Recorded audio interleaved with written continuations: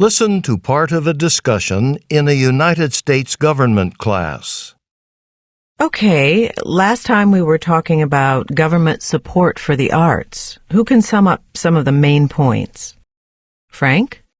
Well, I guess there wasn't really any, official government support for the arts until the 20th century. But the first attempt the United States government made to support the arts was the Federal Art Project. Right. So what can you say about the project? It was started during the Depression, in the 1930s to employ out-of-work artists. So was it successful? Janet, what do you say? Yeah, sure. It was successful. I mean, for one thing, the project established a lot of, community art centers and, galleries in places like rural areas where people hadn't really had access to the arts. Right. Yeah, but didn't the government end up wasting a lot of money for art that wasn't even very good? Some people might say that, but wasn't the primary objective of the Federal Art Project to provide jobs?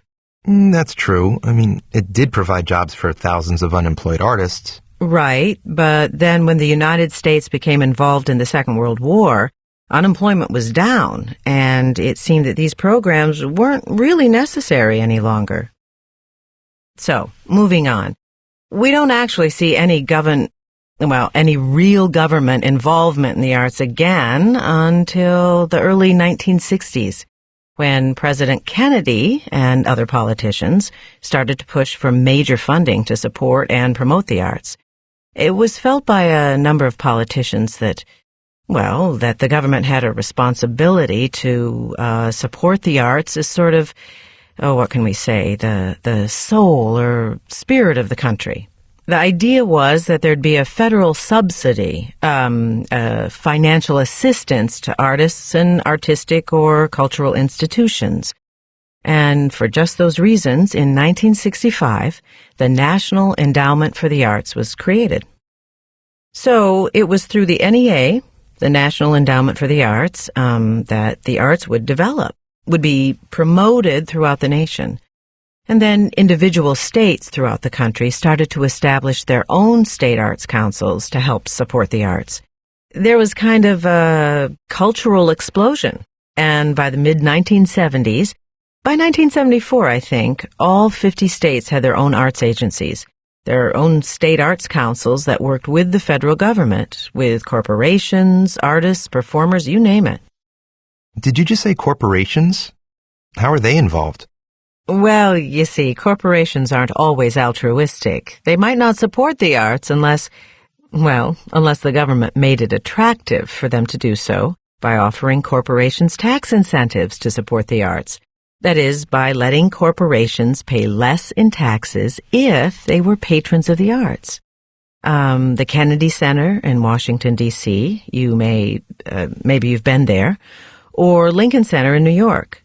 Both of these were built with substantial financial support from corporations. And the Kennedy and Lincoln Centers aren't the only examples. Many of your cultural establishments in the United States will have a plaque somewhere acknowledging the support, the money they've received from whatever corporation. Oh, yes, Janet? But aren't there a lot of people who don't think it's the government's role to support the arts? Well, as a matter of fact, a lot of politicians who did not believe in government support for the arts, they wanted to do away with the agency entirely for that very reason, to get rid of governmental support. But they only succeeded in taking away about half the annual budget. And as far as the public goes, there are about as many individuals who disagree with government support as there are those who agree.